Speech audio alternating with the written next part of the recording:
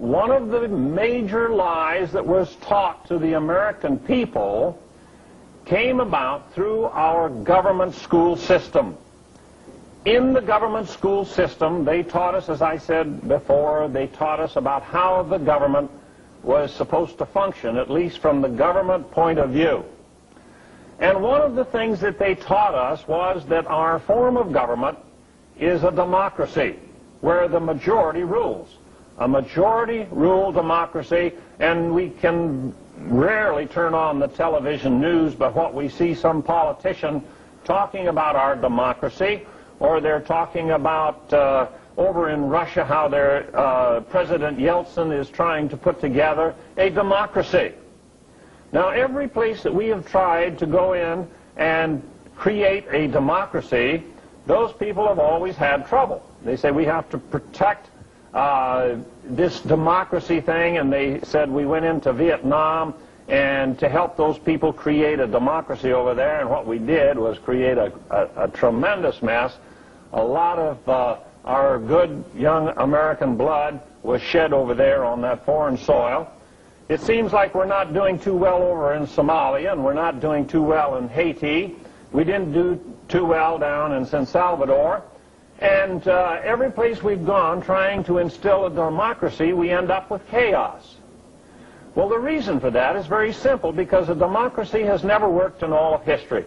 It has been tried, and it has been proven a failure every time that it has been tried, and it is a failure in this country, but they are still teaching the students in our schools, our government schools, that we have a democracy.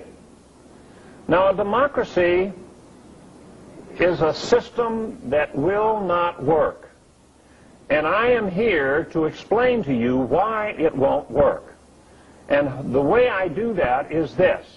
Most of you have heard the term pecking order. The biologists, they went out in the barnyard and they watched the chickens in the barnyard, and they came to the conclusion that every flock of chickens had a chicken that was dominating the entire flock. And each chicken in that society had its proper position. Each chicken knew where it belonged in that chicken society. Every herd of cows I've had coming from Montana and having a few cows of my own, I have recognized the fact that in every herd of cows you will have a boss cow, a dominant critter in that herd of cows. Now, human societies are no different.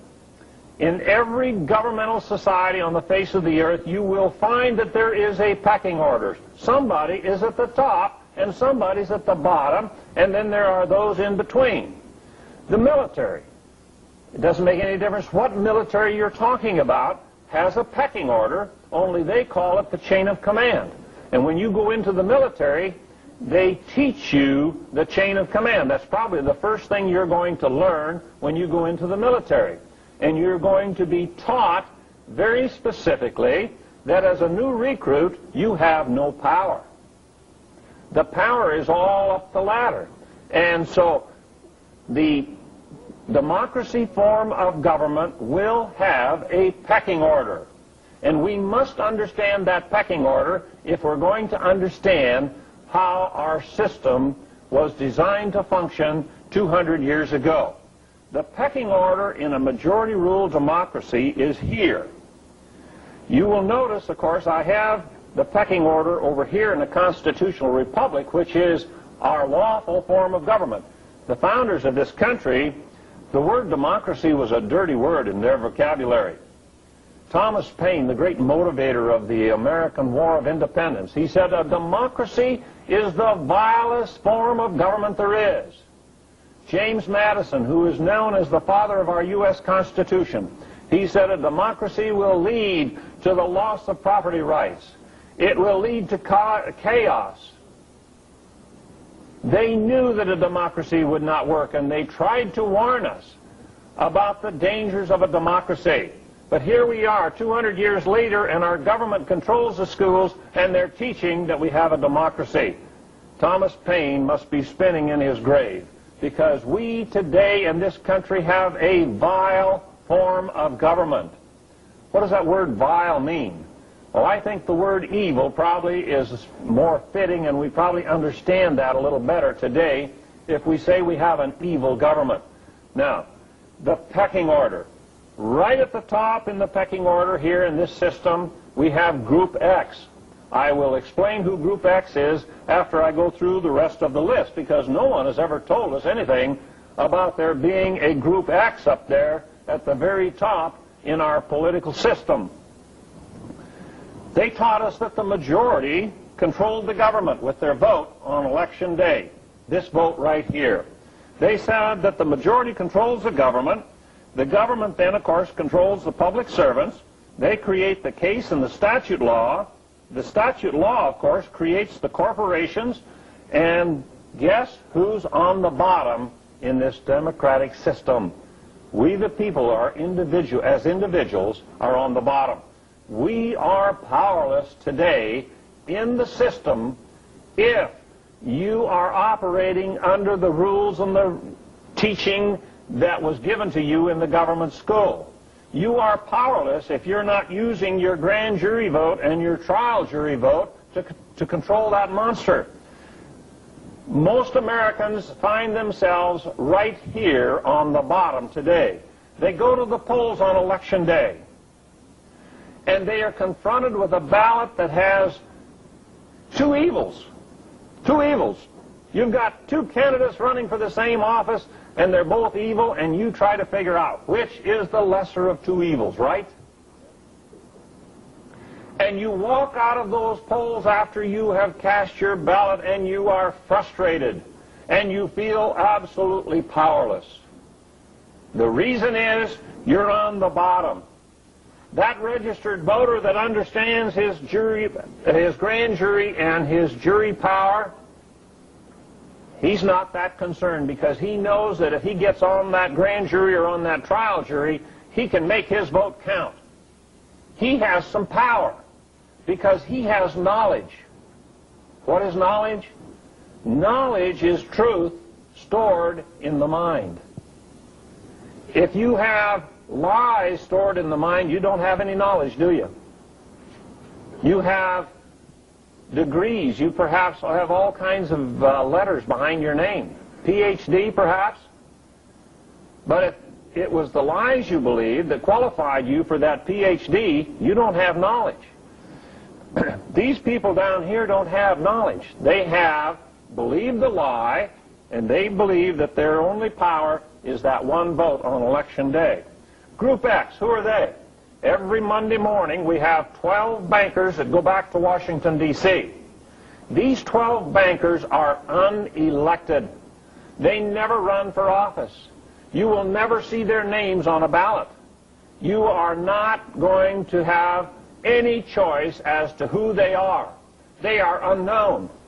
And they will remain unknown because they don't want you to know who they are. And they don't want you to understand how much power they have because they control the majority. We go back to 1979, October of 79. Jimmy Carter is towards the end of his 4 years in the United States.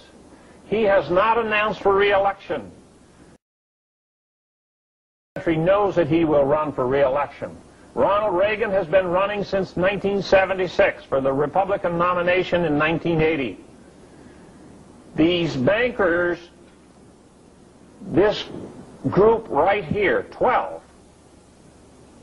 they have decided that Jimmy Carter is not going to have a second 4-year term in the White House. They have decided that it is going to be Ronald Reagan who will be the next president of the United States. And so they started raising the interest rates in October of 1979. Every time the interest rates went up a point or a half a point, you had another million or so of our countrymen who were out of a job. Steel workers, auto workers, loggers, sawmillers, carpenters, plumbers, electricians, so many of these people were out of work, and we had what they called a recession. And interest rates went all the way up to 20%, and who got blamed for it? Was it Group X that was blamed for all of that? No. Nobody blamed them. They all blame Jimmy Carter. Democracy in the modern world today is the most radical political philosophy, most violent. But the fact of the matter is, since Second World War, the democratic countries have killed over 100 million people in various wars, fought global. Let's go back into history and see when Islam was a political force, how did they behave? In Andalusia, in Spain, Islam ruled for 800 years. The most tolerant, most brilliant, most innovative, progressive, dynamic, scientific civilization humanity has ever seen. But no reference is made to the most glorious and brilliant civilizations which showed the light to humanity for hundreds of years.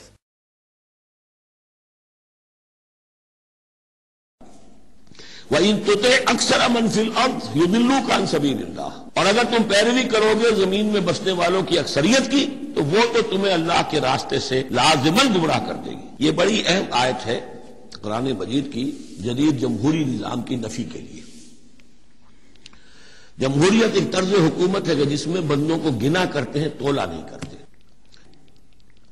قرآن کہہ رہا ہے زمین کی اکثریت جو ہے، اگر تو فیصلہ کن یہی بات ہے اکثریت کدھر اقلیت کدھر، تو اکثریت تو دنیا میں ہمیشہ باطل پرستوں کی رہی ہے۔ دور صحابہ میں صحابہ کتنے تھے؟ پوری دنیا کی آبادی کے حساب سے گنتی کیجئے، لاکھ میں ایک نہیں بنے گا۔